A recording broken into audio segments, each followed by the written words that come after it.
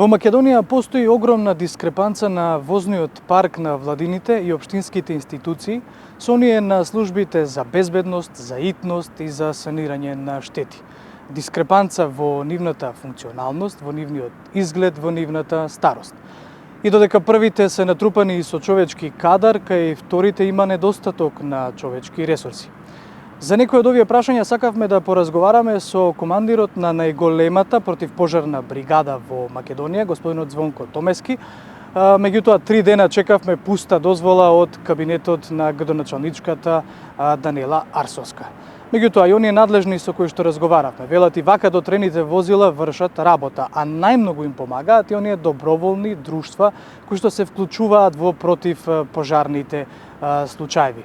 Но тие пак велат, фали еден систем за тоа како најбрзо да одговарат на предизвикот. Од вкупно 220 возила со кои располагаат 30 противпожарни единици во државата, 154 се произведени во минатиот век. Нивната просечна старост е 27 години. Најстарото со кое гасиме пожари е произведено далечната 1966 година. За споредба, министерствата и општините располагаат со околу 2600 возила, чија просечна старост е 12 години. Директорот на Центарот за управување со кризи Стојанче Ангелов вели, негрижата е децениска. Во државата имаме околу 820 професионални пожарникари на ниво на цела држава. Некаде, јас би рекол, насекаде нивниот број е недоволен. Бројот во Скопје би рекол драстично недоволен на професионални пожарникари, но така е со години и децении наназад. Сметам дека тој луксус кој што си го дозволуваат одредени функционери треба да се укине или барем да се намали. А тие пари да бидат насочени во оному каде што е неопходно, а еден од тие сегменти е противпожарната заштита. Меѓутоа, негрижата кон возниот парк, кој воедно и најважната алатка на пожарникарите, е само еден од проблемите со кои се соочуваат противпожарните бригади. Штип, Кавадарци и Ресен се единствените поголеми општини каде што се ангажирани онолку професионални пожарникари, колку што е предвидено со законскиот минимум. Речиси во секоја друга има недостаток од човечки ресурси. Нема ниту генерален систем при справувањето со големите кризи. Туку тоа се решава промптно со напорите на Центарот за управување со кризи и Дирекцијата за заштита и спасување.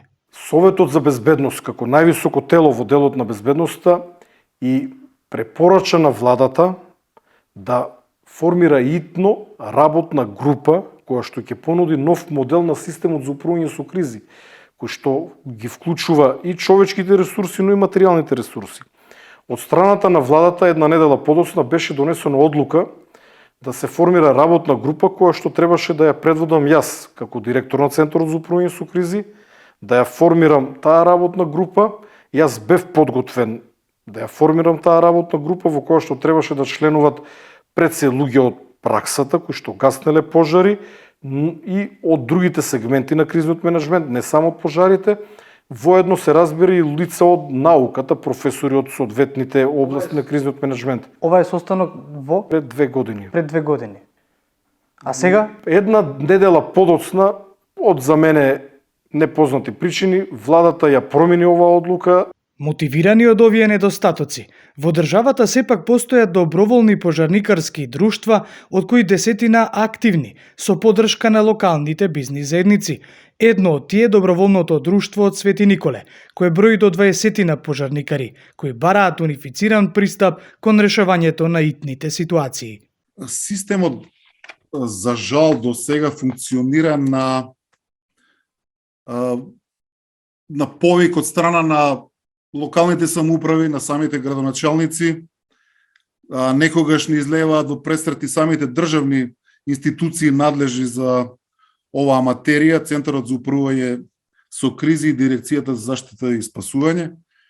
При настанување на поголеми инциденти, секогаш не инволвираат во спроведување на тие акции.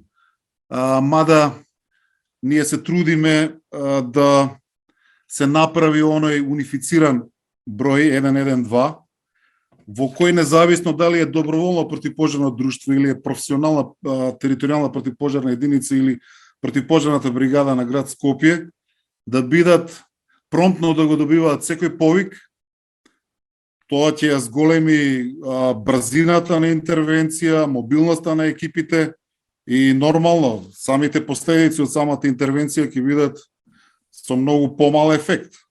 Исто така ни треба опрема за настапување за поплави, за големи индустријски капацитети ако дојде до некој инцидент. Тоа се усуштина има такви поголем број на капацитети во државата за кои треба посебна обука, за кои треба посебен однос на самите единици и на државата нормално за да бидеме поуспешни во нашето делување.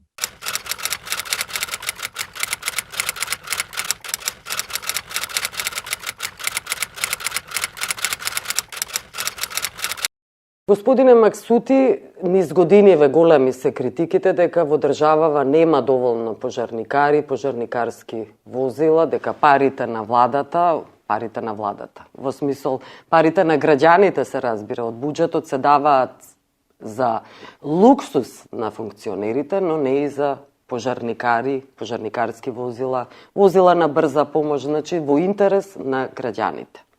Се согласувате со овие констатации, предпоставувам? Значи, точно е дека нема доволно.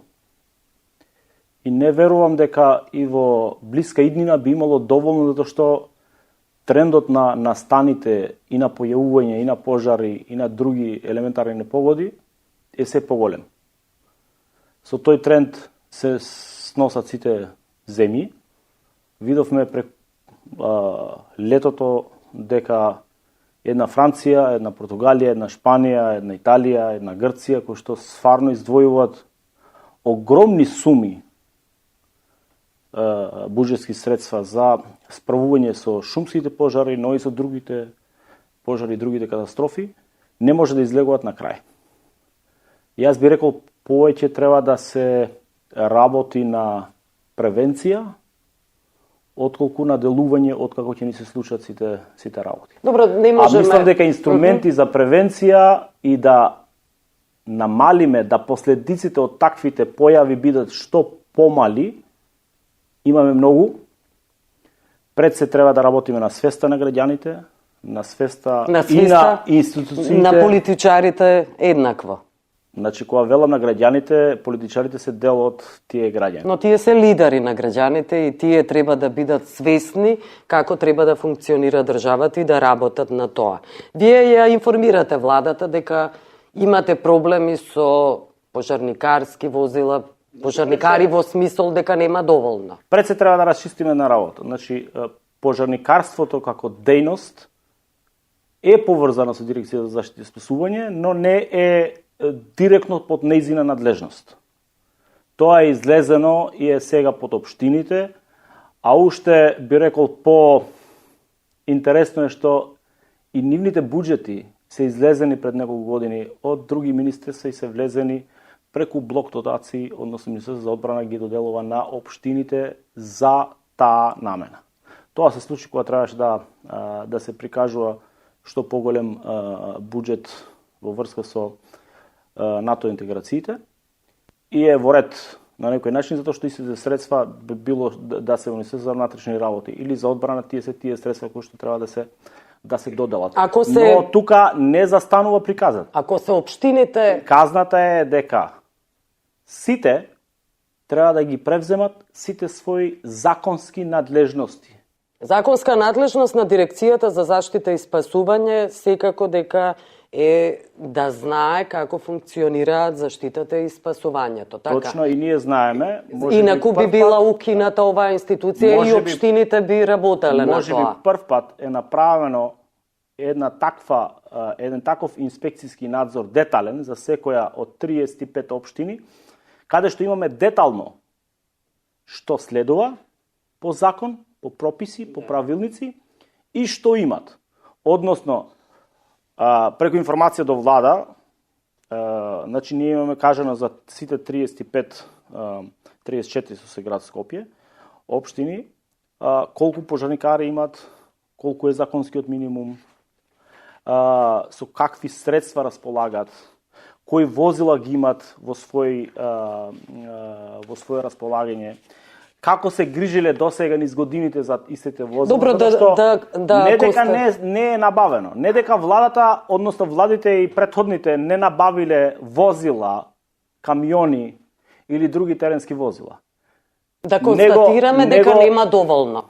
Да, констатација е дека нема доволно. Купно 944 пожарникари има, а треба 1423. Значи, според ова, вие што го имате според тоа што го имаме до како влада. извештај до влада, фалат околу 40% од вкупната бројка на пожарникари, затоа што има возила?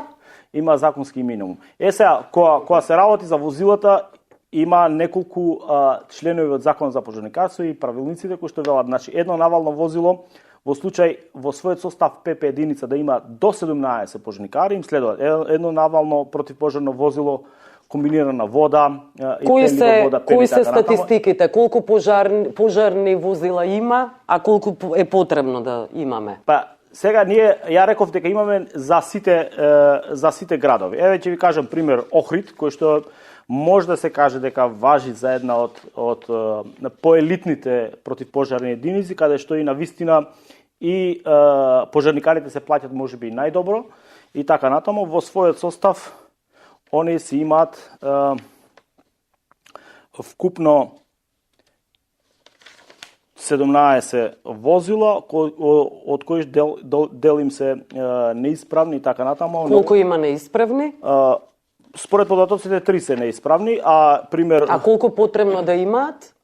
Ако имаат 19 потребно е, возила? според број, ја реков, значи според бројот, вкупниот број на пожарникари, кај што кажав дека... А треба да пресметувате. Да, немате ли табела една? Од 18 до 32 пожарникари и над 32 пожарникари колку би требало да имаат возила. Значи, немате табела никоја... Да, имаме. Значи според ова Охрид дури има и повеќе возила од што треба. Но е проблем што возниот парк прилично е застарен.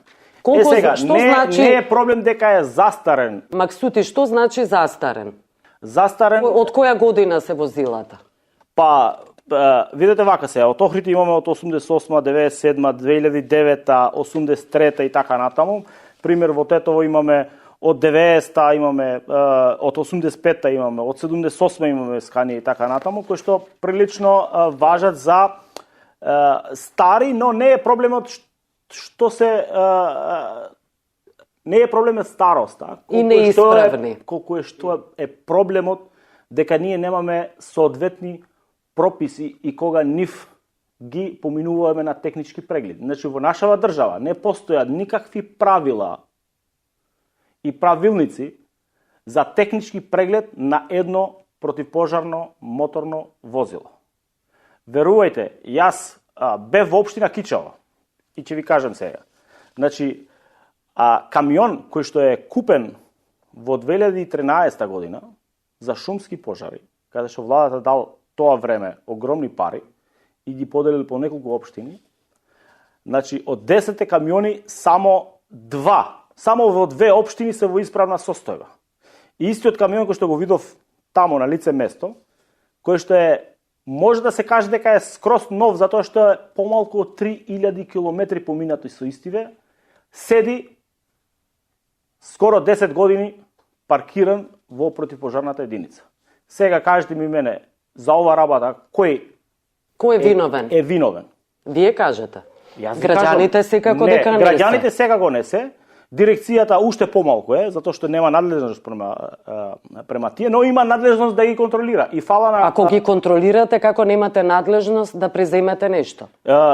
Превземени се и мерки ова година, за прв пат, можеби имаме и казни и према неколку градоначалници, не само за возилата, него и за другите работи и прописи кои што им фали, но тоа не значи дека истиве ќе превземат мерки да ги отклонат овие недостатоци. Кој може да ги натера да преземат мерки? Јас мислам дека освен граѓаните лично да побарат одговорност од градоначалникот кој што го гласат, никој друг не може тоа да го натера. Не постои институција во државата да контролира градоначалници дали ја работат сопствената работа или не. Ве молам, инспекторати постои. Инспекторатите, еве ви кажам, инспекторатите си ги завршиле своите обврски.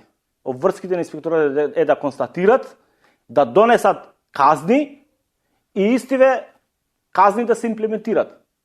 Прашањето е што понатаму. Не се имплементираат казните. И се имплементира казната. Казната ќе си ја плати градоначалникот, дел од тие средства пак се враќаат у општината ради прописите што ги имаме, но тука завршува целата приказна. Значи, затоа велам, треба свест и совест. Значи, Свест не и може совест? да се каже дека нема и не се набавени, затоа што еве ова година ние набавуваме возила, верувајте или не, после скоро 6-5 месеци што се доделени тие возила, Значи, ја добивам порака од командант на противпожарна бригада, кој што договорите ги изгубиле и сега сакат нови договори затоа што не може да го стават во употреба возилото кој што им беше доделено во септември месец кога вршевме јавна набавка и кога ги доделивме на сите општини. Ова значи неодговорност. знаете И што? неодговорностите, нажалост, во нашава држава остануваат неми или се само за дневни вести и за дневни политики. Не постои култура на неказни. Постои култура на неказнивост, Точно, а не тоа на сакам да казнивост. кажам јас, дека со сила градоначалниците ние не можеме да ги тераме како институција да ги превземат своите Знаете мерки. што сакате во Ова превод? година, ја ќе ви кажам и други подобри примери. Ова година, односно 2022 година, ние имавме прилично многу помалку пожари, имавме искуството од 2021 што ни се случија во Беровскиот регион. Многу поискусни, поопремени, по превземање соодветни мерки уште на старт. И може да кажам дека градоначалникот на Берово може да им служи на многу други градоначалници од многу поголеми градови, како пример како треба да се работи, да се постапи, да се излегува на терен и така натаму. Господине- А нажалост имаме градоначалници на кои што им одиш во општината, во нивната општина им се случува пожар, ги нема нигде. Или пак Кои се тие градоначалници? се трудиш не еден, да е еден Кажете сигурно би бил неколку на имења. на тапет. Значи не е еден, имаме повеќе лоши примери, односно надвладуваат лошите примери во овој Но случај. знаете што вие велите?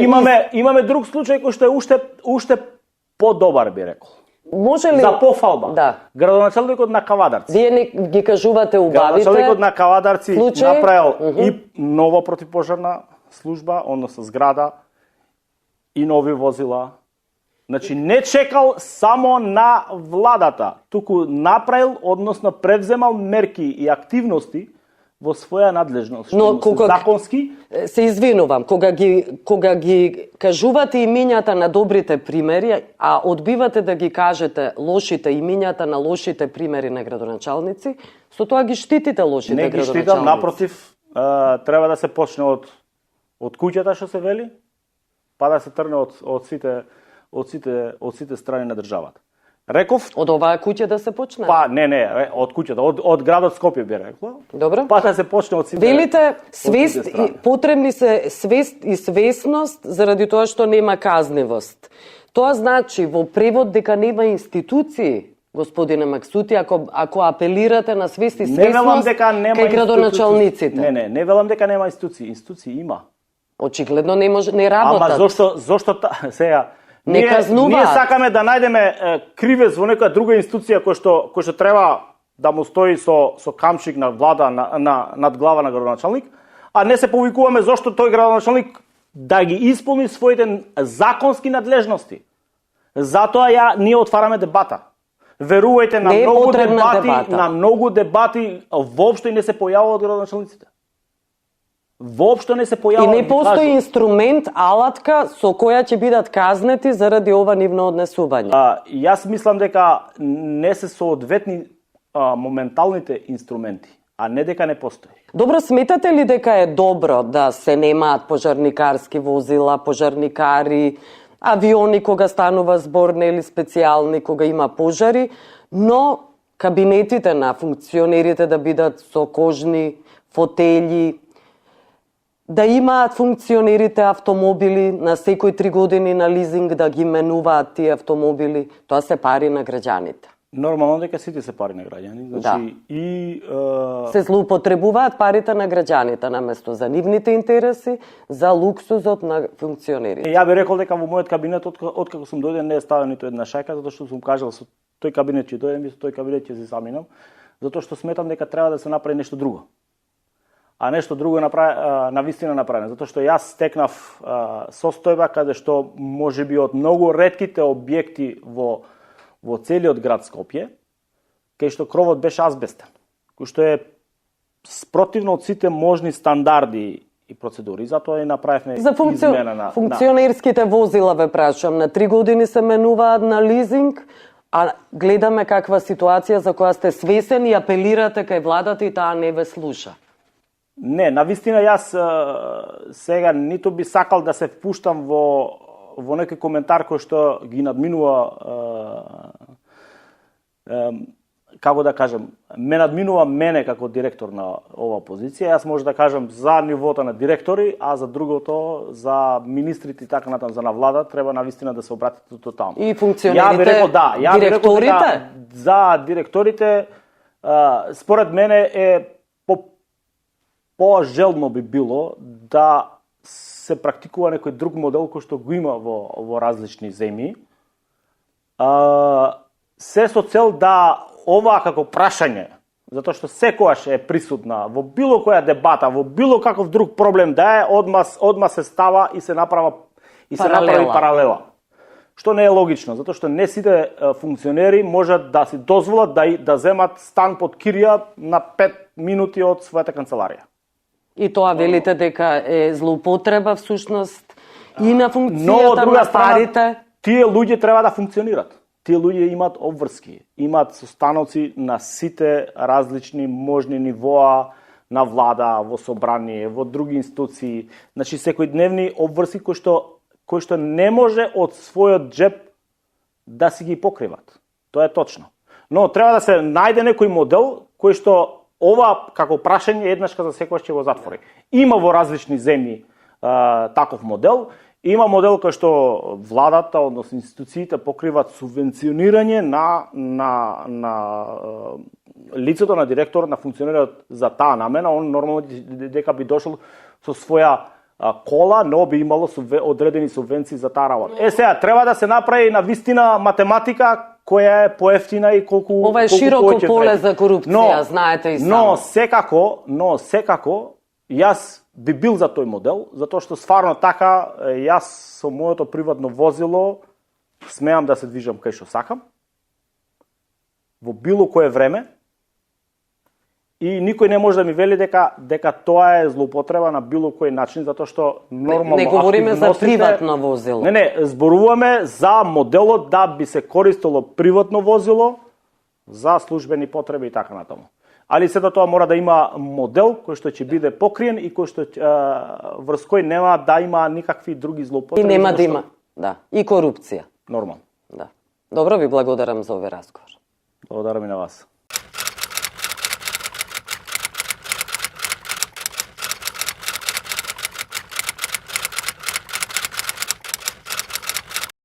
У Словенија оценjujemo да имамо доволно ватрогасца. Тешко е дати екзактни одговор, али ако примеримо наше критерије, где имамо око 24.000 ватрогасца, ми их имамо обучених и осполних около 35.000. Их е сад. То имамо доброволца, и онако имамо додатних у 13 професионални бригадама још око 650 професионални ватрогасца. Према критеријама могли бих имати око 540, така да смо на некими бројками око 10.000 пред доброволци и неколико око 100 при поклицни.